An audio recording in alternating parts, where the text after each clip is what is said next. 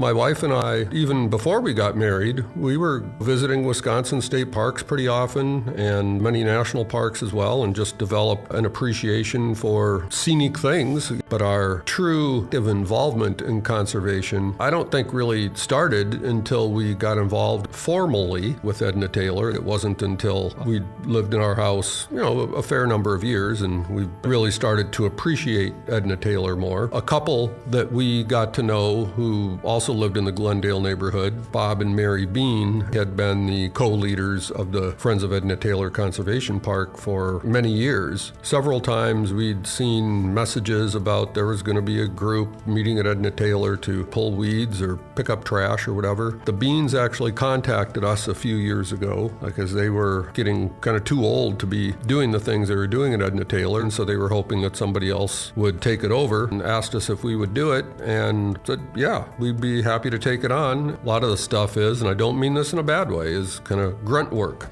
but you feel good about having done it because you're doing a good thing. But some of the things we've done, trash pickup, we try to organize something a couple of times a year. My wife and another harvested seeds in the fall for several of the native plants. Later, the seeds were sowed in various areas of the park where Paul recommended we do that. Portions of the Edna Taylor Park had been farmed. You can look on old aerial photos and see portions of it had been in cropland, and other portions had been grazed. You can see in the 1937 aerial photo how open the oak woodland is, and we've been working on restoring that over the past several years. Like at most of our other sites in our oak woodland restoration, we start by removing the understory of invasive shrubs such as buckthorn and honeysuckle. We've opened up the overstory canopy somewhat to allow more light to reach the ground, to provide proper conditions for the herbaceous plant layer in the oak woodlands. It's also allowed oak regeneration to occur. Oaks need a fair amount of light to be able to germinate and grow. Removing fire-intolerant species from the overstory, such as maple, ash, and cherry, we're able to recreate the proper structure of oak woodlands and allow that habitat to flourish. The last few years there's been some garlic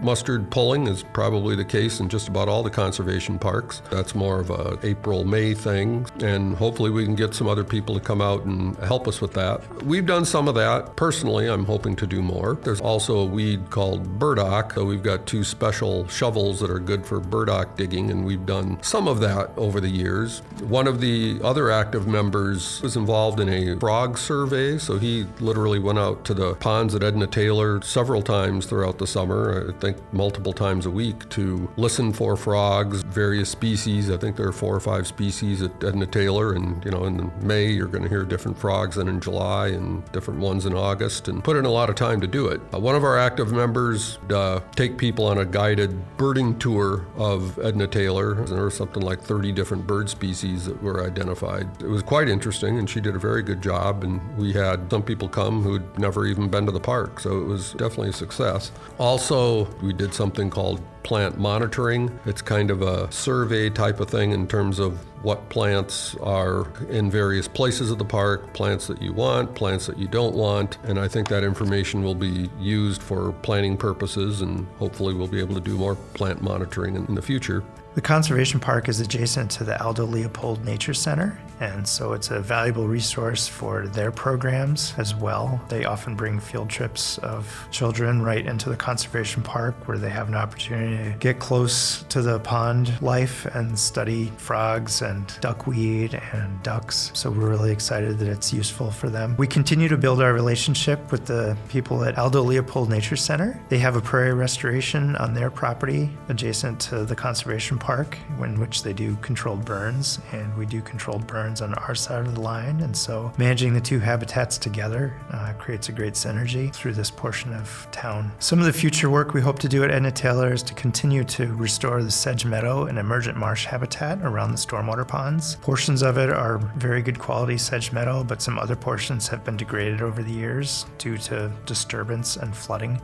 Unfortunately, a couple of years ago, Mary Bean, she did die because she was so active in the park, and because she was was an active community member overall. We thought it would be nice to do something in the park to honor her. So we did a fundraising to have a bench installed with her name on it and a little placard saying something about her dedication to the park and such, in a nice quiet part of the park, and she deserved that. My wife and I had been spending time, walking the trails and things in Edna Taylor Park for quite a few years before we got involved in the Friends group, and we wish we'd gotten involved earlier. I think we both agree that we enjoy them even more now, just because it's more rewarding knowing that we're at least doing some things to try to keep the park, nice and improve it.